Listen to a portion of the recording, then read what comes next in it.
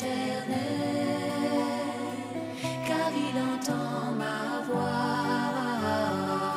Il a penché vers moi son oreille, et je le chanterai toute ma vie.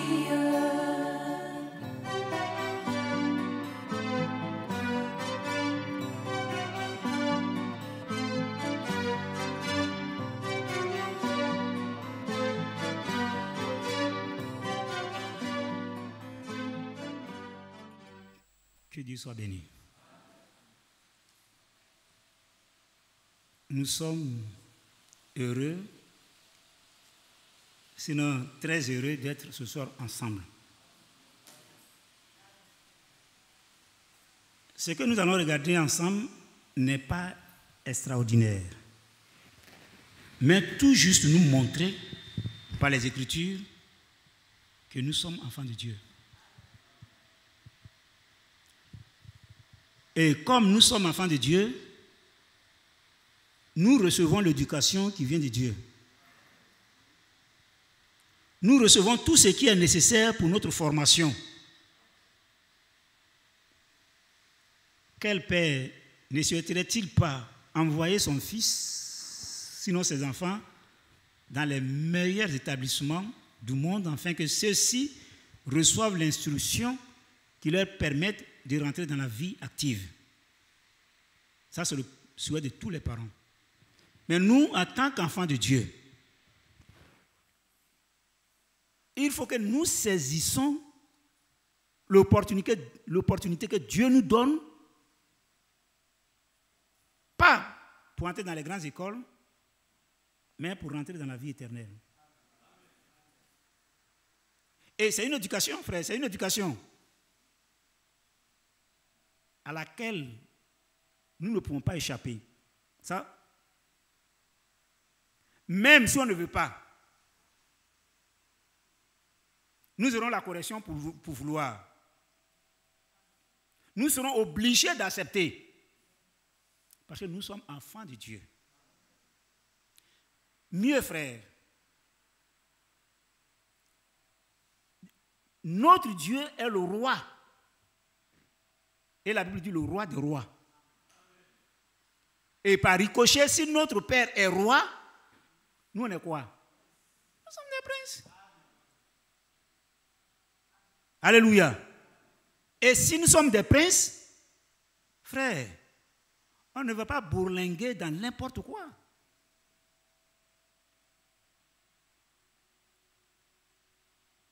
Si je devais aller à l'école en tant que prince, c'est l'une des plus grosses voitures qui va m'accompagner. Je n'exagère pas. Il y a les enfants qu'on envoie à l'école en hélicoptère. Actuellement, dans le monde où nous sommes là. Ils vont à l'école en avion. Or, nous sommes au-dessus de cela. Peut-être qu'on ne fait pas attention.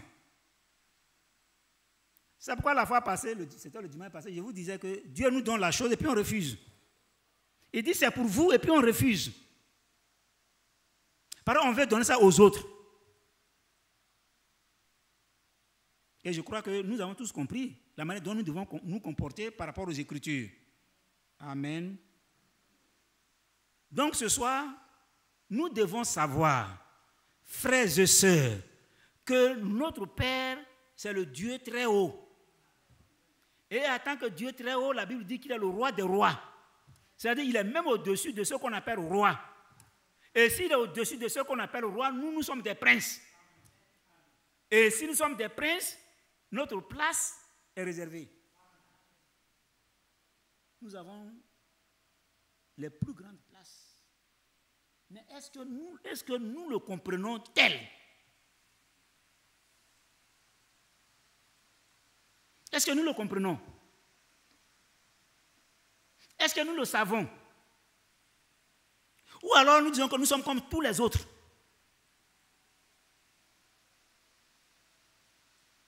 Nous sommes comme tous les autres. Frères, Dieu nous a fait grâce pour que nous soyons ce que nous sommes. Et saisissons cela et avançons avec. Romains 8.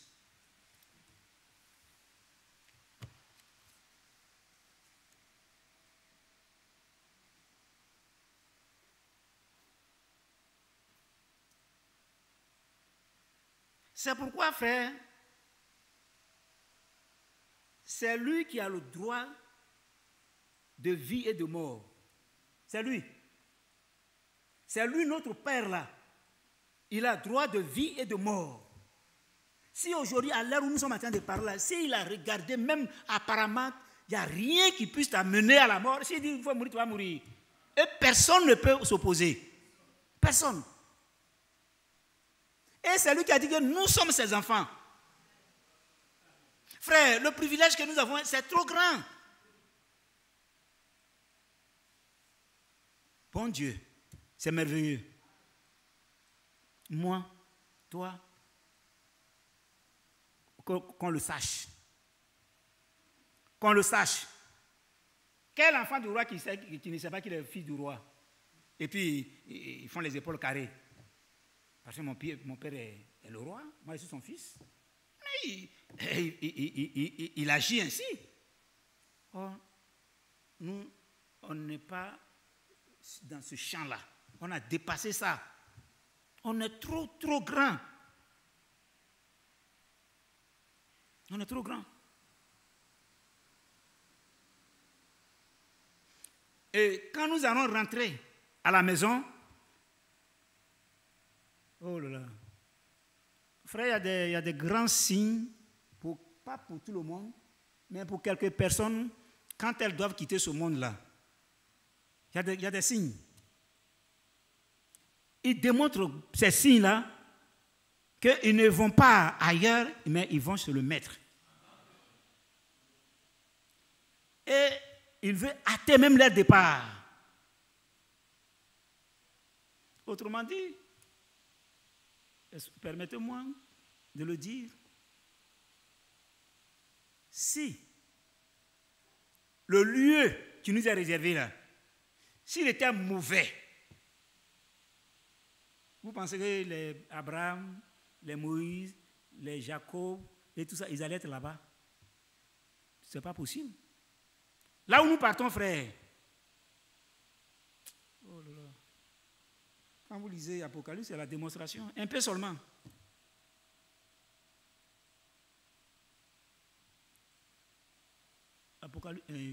Romains 8.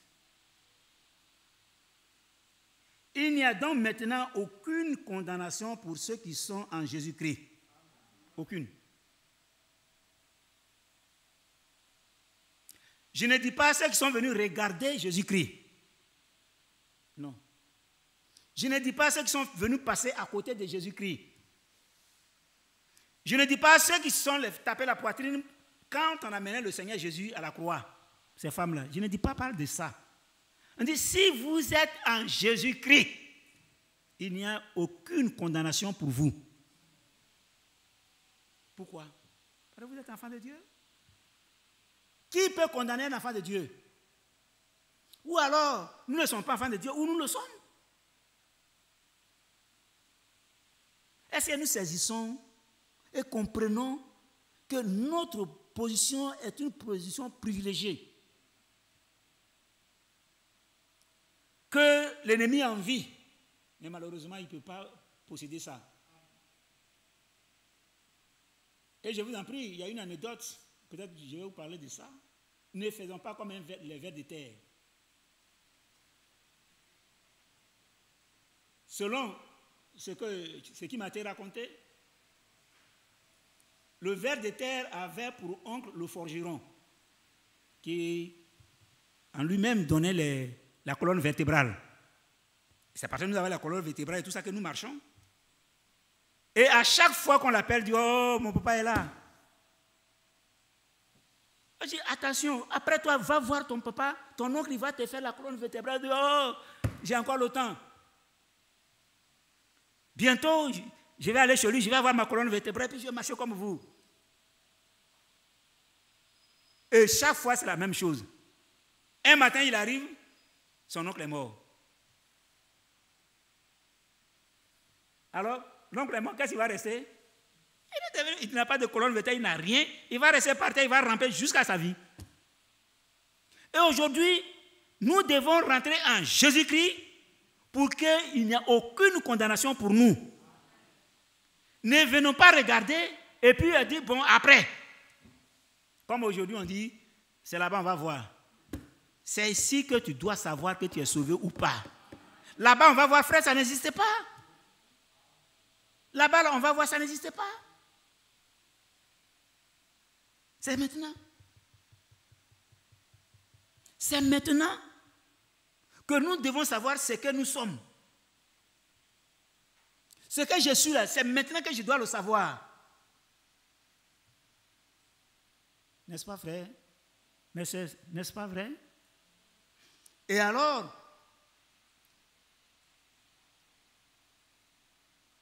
car chose impossible à la loi, parce que la chair la rendait sans force, Dieu a condamné le péché dans la chair, en envoyant à cause du péché son propre fils dans une chair semblable à celle du péché. Son propre fils. Regardez, est-ce qu'entre vous et ceux que nous appelons païens, peut-être qu'un jour vont être convertis ou qu'ils ne le seront jamais, quelle est la différence entre vous et ceux-là? Frère, qui peut se lever pour dire, ce monsieur que je vois entre lui et moi, il y a une différence? Physiquement parlant. Il n'y en a pas. Mais la différence, c'est que toi, tu es en Christ. Et étant en Christ, alléluia, pour toi, il n'y a plus de condamnation. Mais il faut que tu sois vraiment en Christ. Il faut que tu te positionnes en Christ. Il faut que Christ sache que tu es à lui. Amen. C'est vrai. Dans cette position, il y a des actes à poser, c'est vrai. Mais ceux qui ne pourront pas poser des actes. Il y a des gens qui ne pourront pas poser des actes. Un bébé, est-ce qu'il peut poser acte? Mais cela encore, c'est une autre paire de manches. Quand on sera là, on parlait de la prédestination. Amen. Et cela afin que la justice de la loi soit accomplie en nous, qui marchons non selon la chair, mais selon l'esprit. Dieu, quand il vient, ce n'est pas parce qu'il va annuler ou enlever la chair, mais dans ta chair, il va mettre son esprit, alléluia, pour que désormais, tu sois celui-là qui marche non selon la chair, mais selon l'esprit. Et en marchant selon l'esprit, tu vas poser l'exact commandé par l'esprit. Tu vas avoir un comportement commandé par l'esprit. Pas par un homme, pas par la chair. En fait, la chair même, c'est un problème. La chair, quand vous lisez la suite, vous allez voir que la chair même, c'est un problème. La chair, c'est un problème. Mais comme on doit être dedans, heureusement, cette chair sera détruite un jour. Et nous nous retrouvons là-haut. Gloire à Dieu. Gloire à Dieu. Je lis avec vous 1 Jean 5.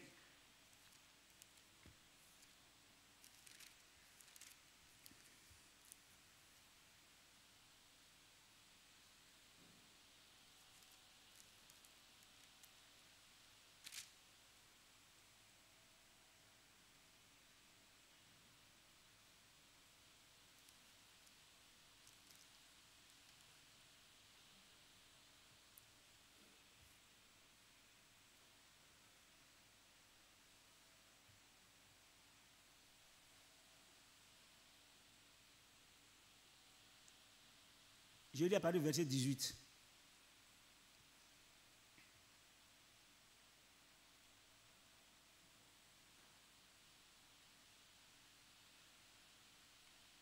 nous savons que quiconque est né de Dieu ne pratique pas le péché. Gloire à Dieu. Quiconque est né de Dieu ne pratique pas le péché. Je crois que c'est un langage très clair et très simple, facile à comprendre. Qu'est-ce qu'une pratique?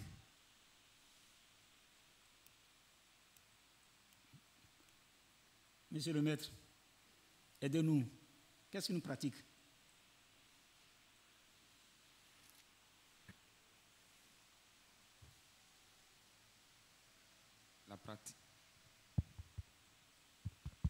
La pratique, c'est ce qui est habituel, ce qu'on fait tous les jours. Amen. Est-ce qu'on a compris? La pratique, c'est pourquoi quand nous on était à l'école, en sciences, vous faites la théorie et ensuite, vous partez sur le terrain pour faire quoi? La pratique. Même je me rappelle à l'école primaire, ce que les gens ne font pas aujourd'hui, on appelle science d'observation.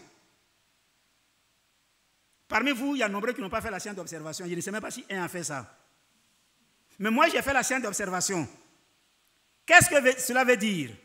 La science d'observation, pour l'instituteur, le matin, quand vous arrivez, il va vous parler par exemple du forgeron ou du tisserand ou du boucher.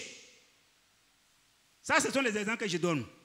Alors, il va vous décrire tout cela. Et le maître va dire, allons-y.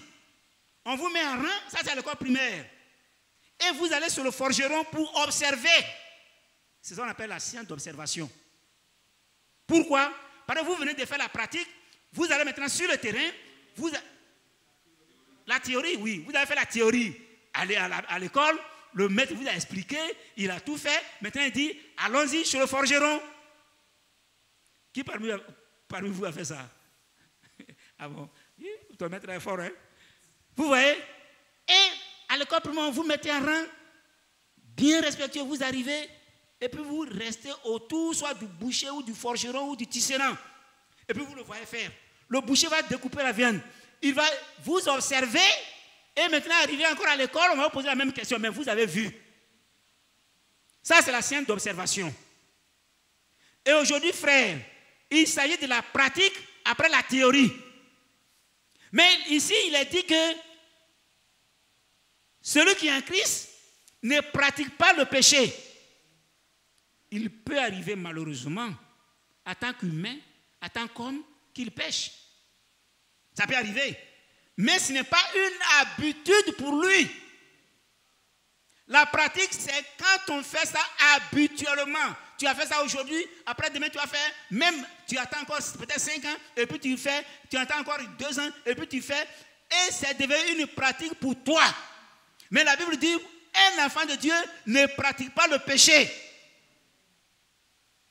Malheureusement, tu es tombé aujourd'hui. Oh, mais quand un enfant, celui qu'on appelle enfant de Dieu, tel que vous, tel que moi, malheureusement, tu viens d'être piqué par une guêpe qui t'a poussé au péché. Péché le plus extrême. Je me demande comment tu peux être parmi tes frères.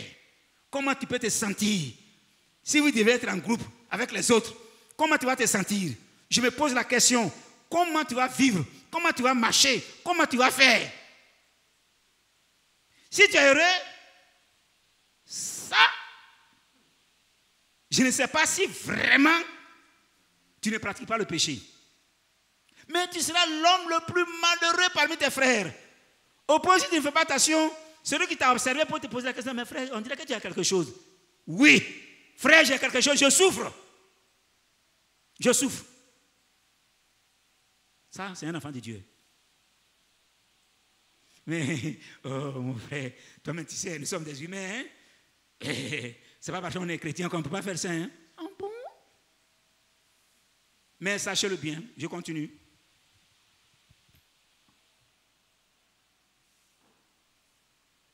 Alors il dit, Mais celui qui est né de Dieu se garde lui-même et le malin ne le touche pas. Frère, si tu es malheureux dans une telle position, parce que tu viens de tomber, parce que tu viens de commettre quelque chose d'anormal, et que tu deviens rouge, tu changes, ton comportement devient nul, tu ne sais même plus à qui parler. À la maison, même tu es devenu autre chose. Pourquoi? Parce que tu es malheureux par rapport à ce que tu as fait. Est-ce que tu auras la force de renouveler un tel comportement? Est-ce que tu auras la force de recommencer ça? Mais si tu pratiques, tu pratiques,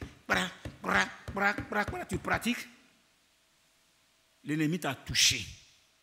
Et ici, il dit qu'il se garde lui-même et le malin ne le touche pas. Pourquoi?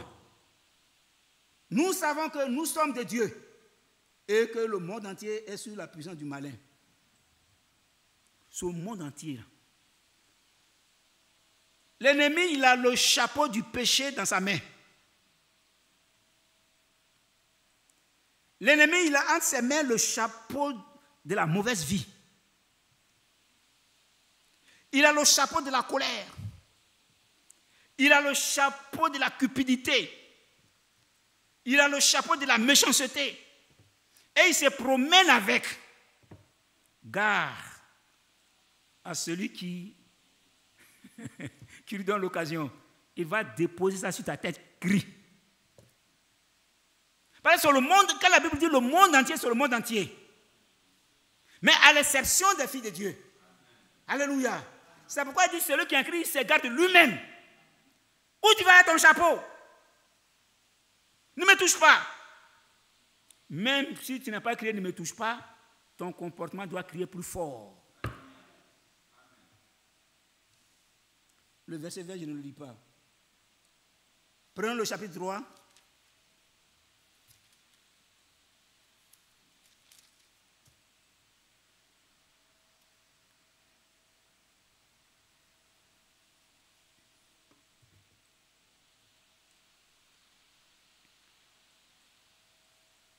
Le verset 1er.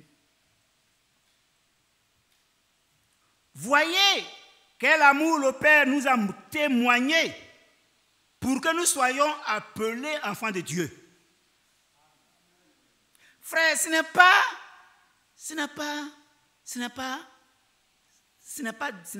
pas des phrases qui se conçues comme ça pour nous blaguer. Non. Frère, c'est une réalité. On ne nous blague pas, mais on nous met devant la réalité. Dieu a témoigné de son amour pour que nous là, vous et moi, nous soyons appelés enfants de Dieu.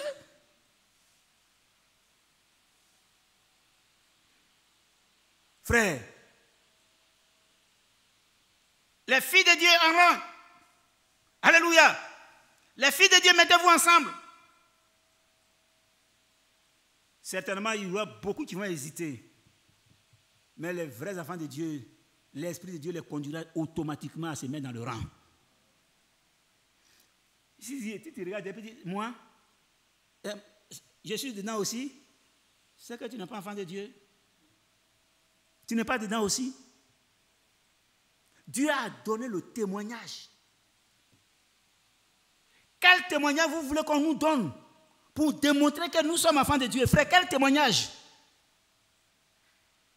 Si nous avons reçu ce témoignage, que nous sommes enfants de Dieu, la Bible dit, nous...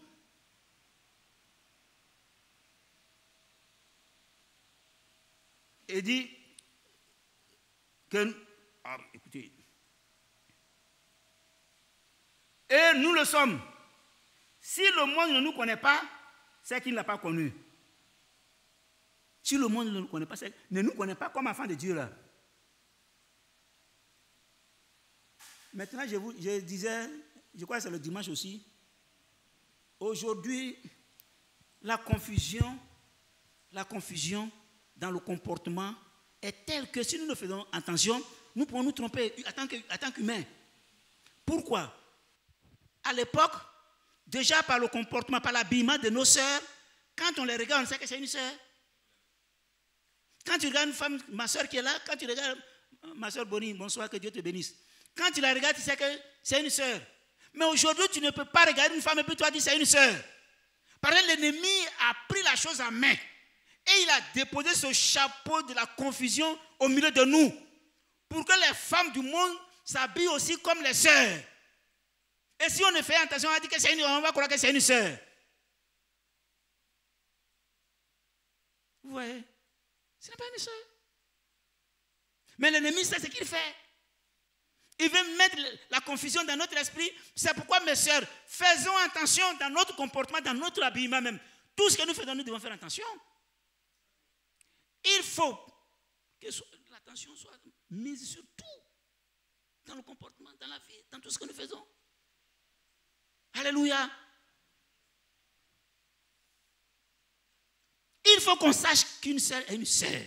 Même si l'ennemi a planté sur le décor de la confusion dans leur esprit, mais dans leur cœur, il n'y aura pas cette confusion. C'est à l'extérieur. C'est à l'extérieur qu'on peut voir cette confusion. Mais à l'intérieur, il n'y aura pas la confusion. Parce que transparaît à l'extérieur ce qui est à l'intérieur. Alors, qui peut... Avant-hier, le jeudi, à la réunion des cellules, il y a une jeune femme qui est venue voir l'une de mes nièces. Elle était toute en pantalon. Et puis, quand elle, moi, je ne sais pas, quand elle venait à la rencontre, là, on lui a donné un pain, elle a attaché. Vous avez compris? Elle a attaché le pain. Celui qui ne l'a pas vu, moi, je l'ai vu quand elle est rentrée. Mais ceux qui ne l'ont pas vu quand elle est rentrée vont croire que c'est une sœur. Ils vont croire que c'est une chrétienne. Non, non. Elle était dans son pantalon. Moi, j'ai vu ça.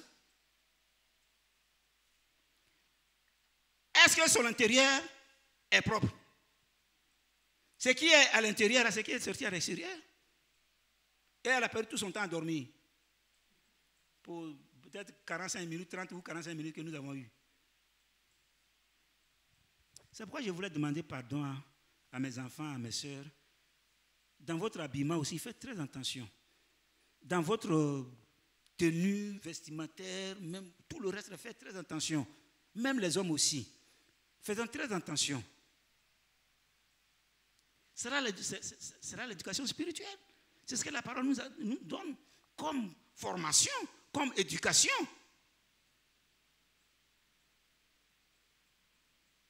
Si tu as l'habitude de battre ta femme, il faut continuer de la battre.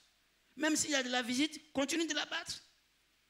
Maintenant, si peut-être tu ne fais pas attention, tu ne sais pas que frapper femme est un défaut. Maintenant, quand tu vois les frères et puis la dissimulation, si tu le fais, ce n'est pas bon aussi.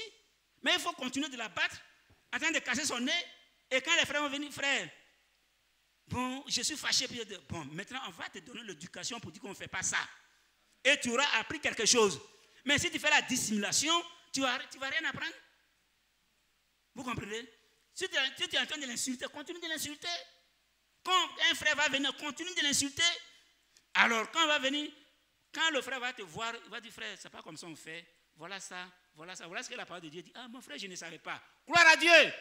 Comme tu ne le sais pas, tu viens de l'apprendre. Et alors, tu vas te mettre à jour.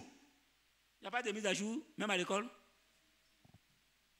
Amen. Amen. C'est pourquoi nous devons nous conformer, apprendre. Même ceux qui ne savent pas lire, quand vous écoutez, quand vous apprenez, c'est que le peu que vous avez retenu, allez-y vivre ça. On n'a pas besoin de faire descendre le ciel. Mais le peu que j'ai appris, frère, j'ai vu le peu là. Aujourd'hui, vous avez appris que le baptême, c'est au nom du Seigneur Jésus. Allez-y, vivez avec le baptême au nom du Seigneur Jésus-Christ. Et puis vous allez voir la suite. Alléluia. Alléluia. Et alors, bien-aimés, nous sommes maintenant enfants de Dieu. Et ce que nous serons n'a pas encore été manifesté. Mais nous savons que lorsqu'il paraîtra, nous serons semblables à lui. Parce que nous le verrons tel qu'il est. Quiconque a cette espérance en lui se purifie comme lui-même est pur. Alléluia. Alléluia. Et alors, bien-aimés, nous sommes maintenant enfants de Dieu. Et ce que nous serons n'a pas encore été manifesté. Mais nous savons que lorsqu'il paraîtra, nous serons semblables à lui. Parce que nous le verrons tel qu'il est. Quiconque a cette espérance en lui se purifie comme lui-même est pur. On a assez vu les images. On a assez vu les photos. On nous a assez montré beaucoup de choses. Mais nous aurons le privilège de voir notre Seigneur Jésus-Christ tel qu'il est lorsqu'il va apparaître. Il n'est pas donné à tout le monde de le voir, mais nous aurons le privilège de le voir tel qu'il est. Pourquoi? Parce que nous sommes enfants de Dieu. N'est-ce pas? Et nous sommes dans le monde entier. Hein? Nous sommes dans le monde entier. Dans le monde entier. Abidjan, sur tout le territoire ivoirien. Dans le monde entier, nous sommes là. 1, 2, 3, 4, 5, 20, 10, 15. Et le jour de l'enlèvement, tout le monde sera ensemble. Et nous le verrons tel qu'il est, la Bible, nous le verrons tel qu'il est. Gloire à Dieu. Alors on dit, quiconque a cette espérance, en lui-même se purifie comme lui-même il est pur. Gloire à Dieu. Alors, comme tu es enfant de Dieu, et que Dieu, tu es dans le monde, et que le monde a son comportement, et que certainement, en tant qu'enfant de Dieu, tu as eu des comportements tels que ceux-là aussi. Dieu va faire quelque chose. Amen. Prenons Ézéchiel 36.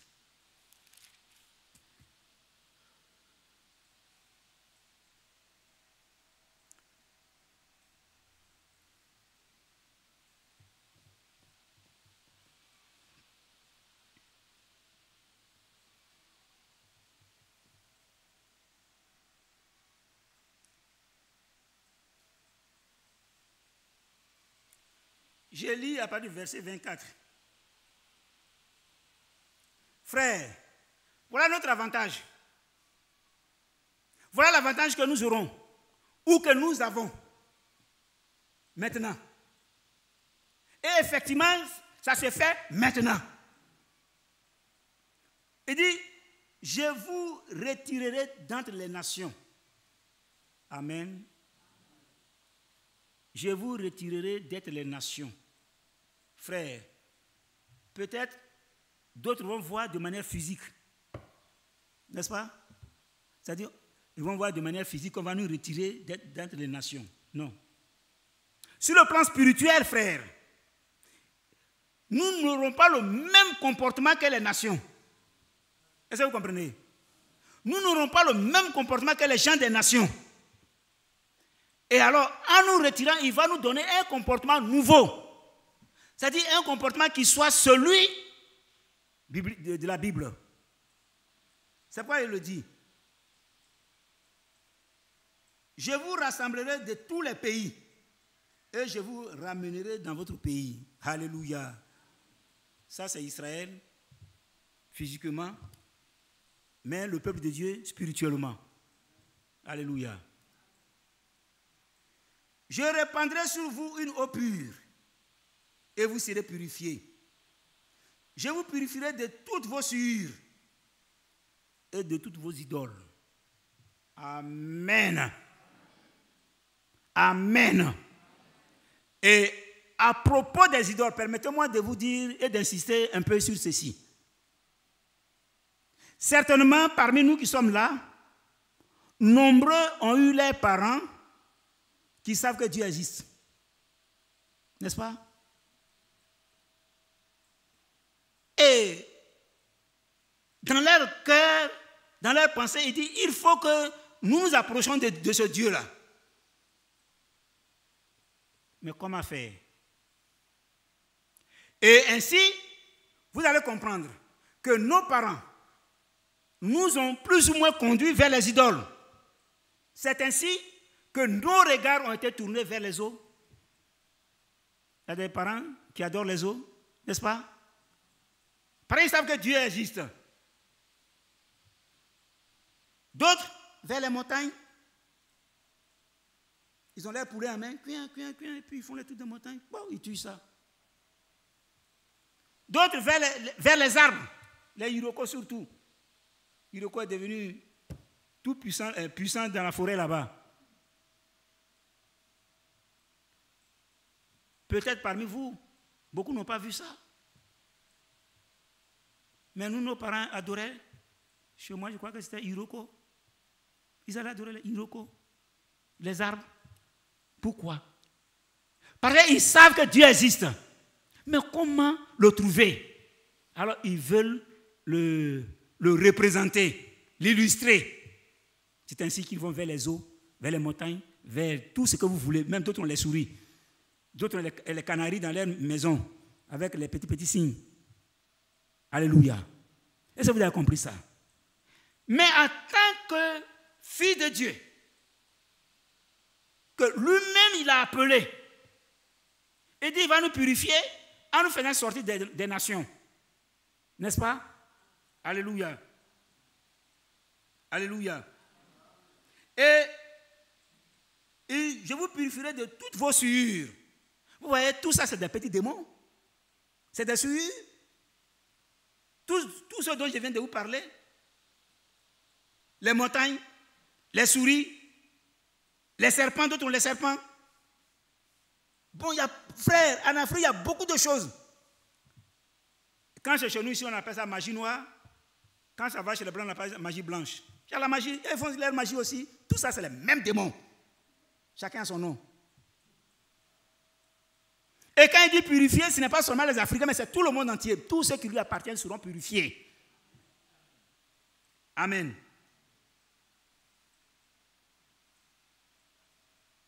Et ensuite, de nos idoles.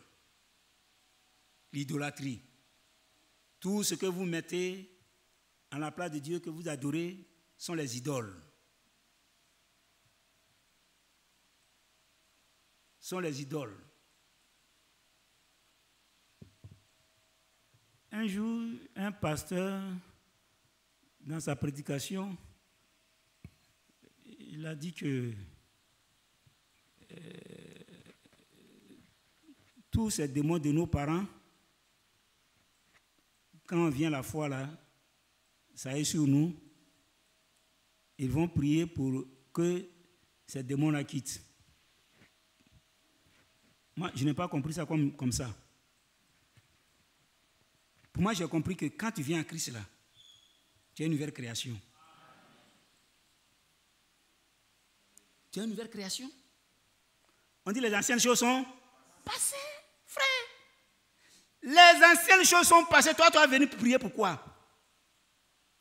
Regardez, il y a des choses que nous ne devons pas faire, un frère. Il y a des choses que nous devons repousser.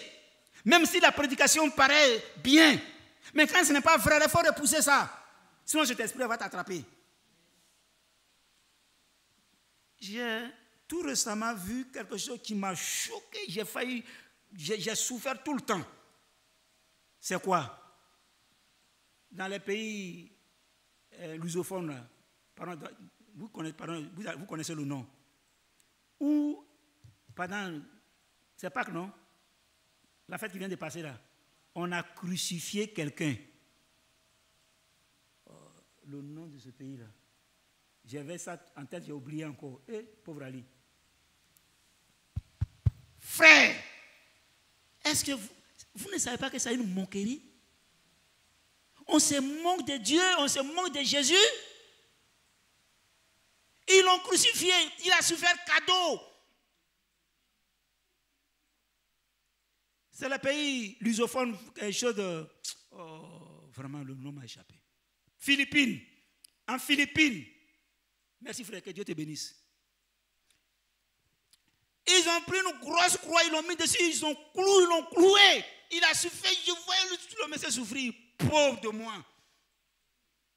Pourquoi vous faites ça? Ça, c'est ce mot que ça dit, lui aussi, il est capable de faire comme Jésus. Est-ce qu'il est capable? Est-ce que c'est pourquoi Jésus a fait ça? Ce ne sont pas les mêmes causes, frère.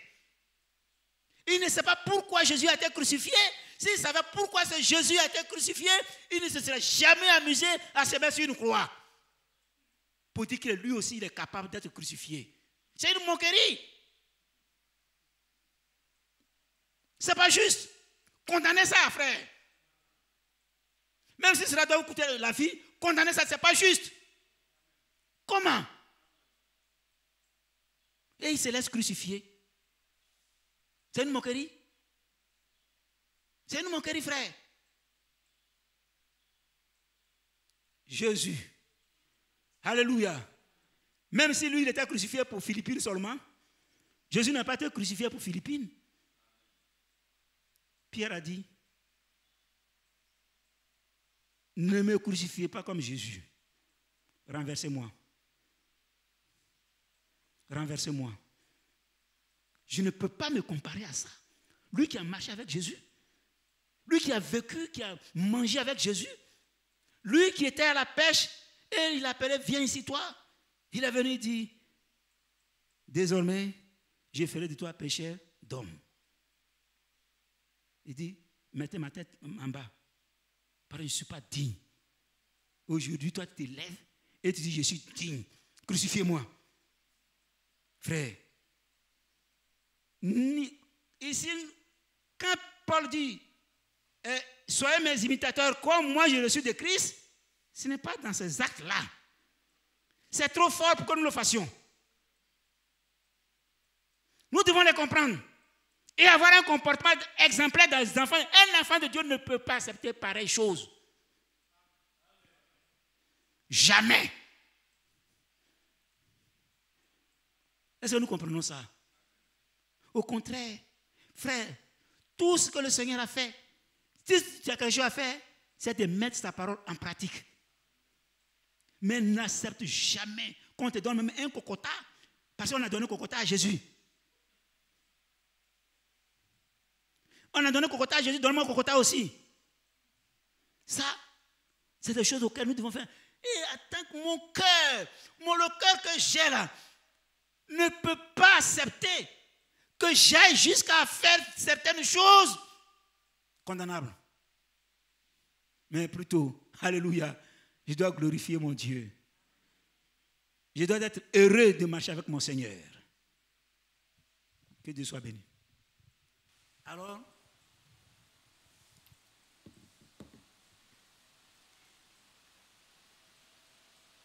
je vous donnerai un cœur nouveau et je mettrai en vous un esprit nouveau.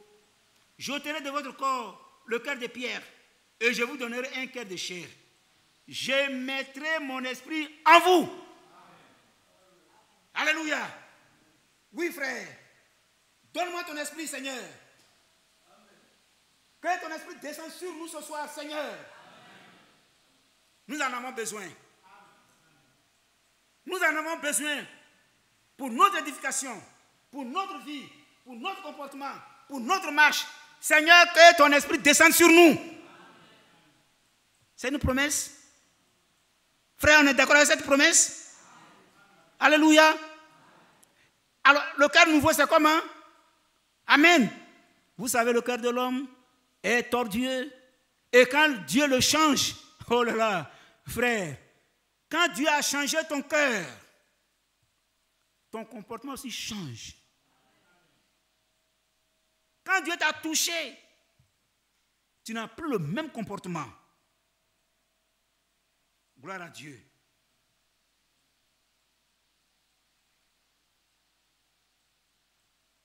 Je mettrai mon esprit en vous et je ferai en sorte que vous suiviez mes ordonnances. Là, frère, vous comprenez. Même si tu ne veux pas, comme il a tout changé en toi, comme il a mis en toi son esprit, et lui encore, il vient, il dit, je vais faire de sorte que mes ordonnances là, que vous les suiviez. C'est pas simple ça, frère. Amen. Et que vous observiez et pratiquiez mes lois. Amen. Amen. Pratiquez, observez, pratiquez. Tu observes, tu vois la chose, c'est bien. Tu mets ça en pratique. Tu es l'homme le plus heureux. Alléluia. Que Dieu nous aide. Prenons Éphésiens 5 encore.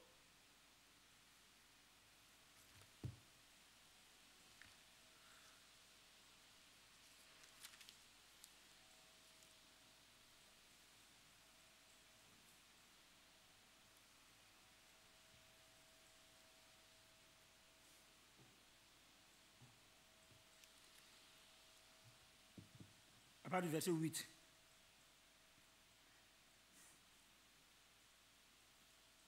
Amen. Oh là là, quelle grâce. Autrefois, vous étiez ténèbres. Bien. Nous allons parler de ténèbres.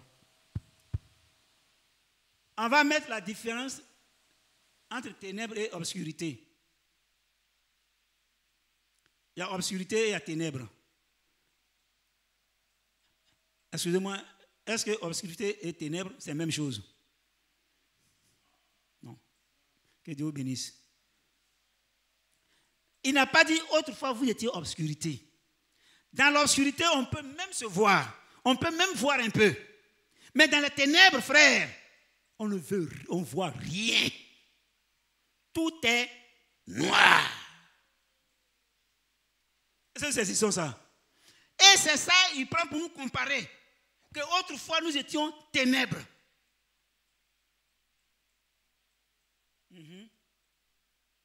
C'est ça. Quand vous n'étiez pas chrétien, vous étiez ténèbres. Et nous avons pratiqué les œuvres des ténèbres. Il y a des gens qui ont donné l'argent, même s'ils ont donné l'argent à la femme pour aller avorter. Ça, c'est les œuvres des ténèbres.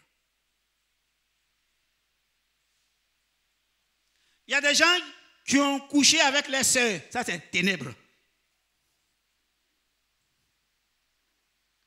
Il y a des gens qui ont volé l'argent de leurs parents. Ça aussi, c'est ténèbres.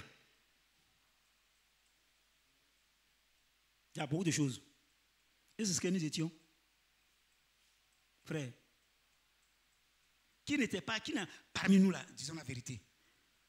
Parmi nous là. Entre frères et sœurs. Nous qui sommes là. Il n'y a pas un parmi nous, un jour qui a pris quelque chose d'un parent. Il n'y en a pas. Tout est propre, ok. Que Dieu vous bénisse. Si vous ne l'avez jamais fait, que Dieu vous bénisse. Si vous l'avez fait, que vous ne vous êtes pas repenti, repentez-vous. Si vous êtes repenti, que l'Esprit de Dieu vienne sur vous. Nous avons été ténèbres. Par nos actes, nous avons été ténèbres. On a avorté, on a volé, on a menti, on a triché, on a fait beaucoup de choses. Mais gloire soit rendue à Dieu. Gloire soit rendue à Dieu.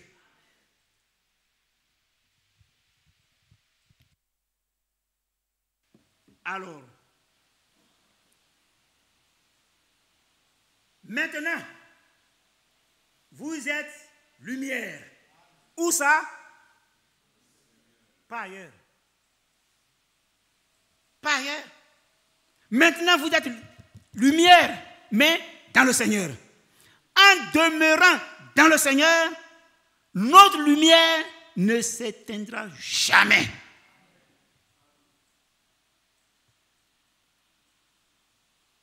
Même les mauvaises pensées peuvent venir. Mais si tu demeures dans le Seigneur, ça sera dissipé. Que la lumière de l'Éternel, que nous sommes aujourd'hui, étant dans le Seigneur, brille pour toujours.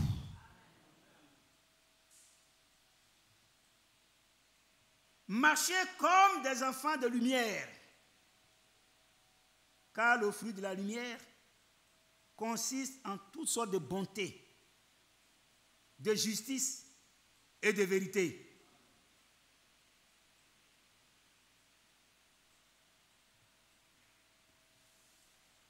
Amen. Examinez ce qui est agréable au Seigneur et ne prenez point part aux œuvres infructueuses des ténèbres, mais plutôt condamnez-les. Car il est honteux de dire ce qu'ils font en secret, mais tout ce qui est réprouvé apparaît en pleine lumière, car tout ce qui est ainsi manifesté est lumière. C'est pour cela qu'il est écrit: réveille-toi, toi qui dors, réveille-toi d'entre les morts, et Christ t'éclairera. Toi qui dors parmi les morts, tu es ténèbres. Toi qui vis parmi les morts, tu es ténèbres. Réveille-toi. Viens au Seigneur et il va t'éclairer. Amen. Prenez donc garde, afin de vous conduire avec circonspection, non comme des insensés, mais comme des sages. Rachetez le temps. Amen. Rachetez le temps, car les jours sont mauvais. C'est pourquoi ne soyez pas inconsidérés, mais comprenez quelle est la volonté du Seigneur. Ne vous enivrez pas de vin, c'est de la débauche. Peut-être que quelques jeunes ne le savent pas.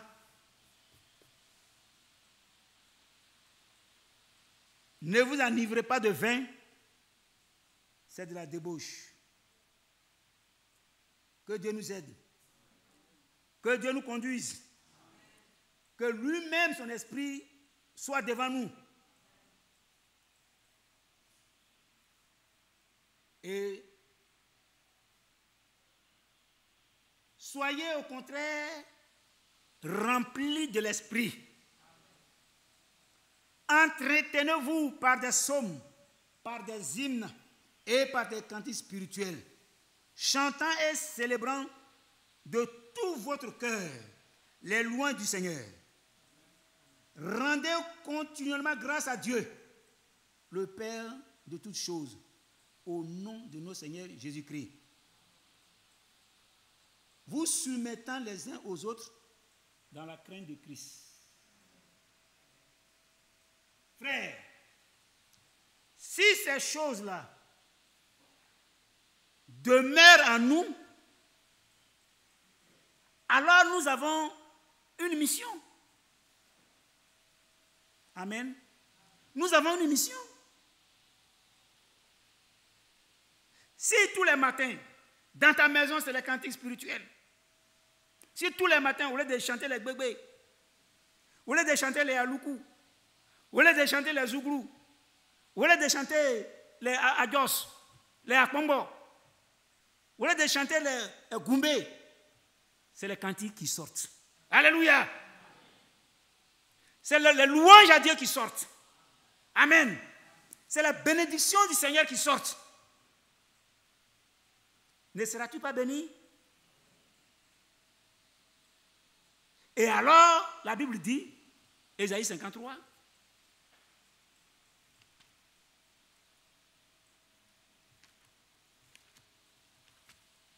Ésaïe 53, toi qui fais ça là, la Bible dit, Amen.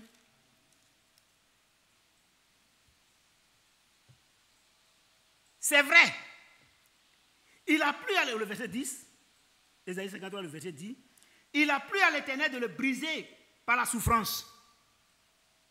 Mais pourquoi a-t-il été brisé? Et par cette souffrance? C'est pour que toi tu vives, pour que toi tu sois racheté. C'est le sacrifice qui t'a donné la vie. Alléluia. Et alors, après avoir livré sa vie en sacrifice pour le péché, Amen. Alors, devant lui, tout ce qu'il voyait, c'est le péché, tout ça là. Pour que tout ce péché-là soit effacé, il fallait que Christ soit livré. Et quand il regarde à travers le sang de Christ, quand il te voit, frère, tu es sans défaut. Tu es sans tache. Et alors, dans cette position, alors il dit, maintenant il verra une postérité et prolongera ses jours. Amen. Il verra une postérité. Quelle est cette postérité qui va prolonger les jours du Seigneur? C'est toi, c'est moi, c'est nous. Pourquoi? Parce que nous avons accepté le sacrifice. Nous avons accepté de marcher dans la lumière. Nous avons accepté que nos cœurs changent. Nous avons accepté que notre comportement change. Nous avons accepté de recevoir l'éducation spirituelle. Nous avons accepté que le Seigneur marche avec nous. Et alors, Amen. Alors maintenant, frères, te voici, me voici. Et les jours du Seigneur ne sont pas encore terminés. Et le Seigneur lui-même n'est pas maintenant avec nous. Il nous regarde. Et la Bible dit que c'est nous qui prolongeons le jour du Seigneur. Amen. C'est nous qui prolongeons ce jour. Gloire à Dieu. Ces jours sont prolongés par notre comportement, par notre vie, par notre manière. Amen.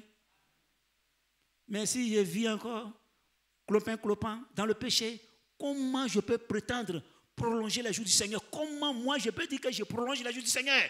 Ce n'est pas une moquerie. Frère, nous sommes appelés à prolonger les jours du Seigneur. Amen. Nous sommes appelés à prolonger ces jours.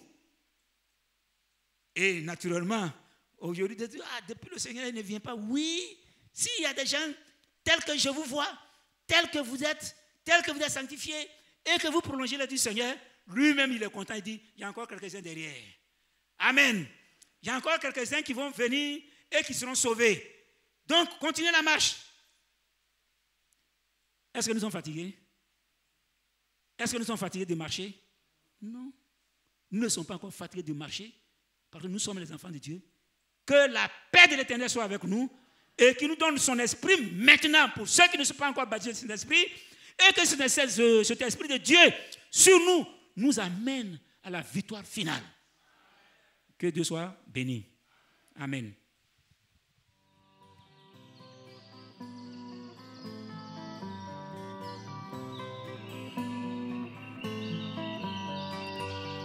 J'aime l'Éternel, car il entend ma voix. Il a penché vers moi son oreille, et je le chanterai.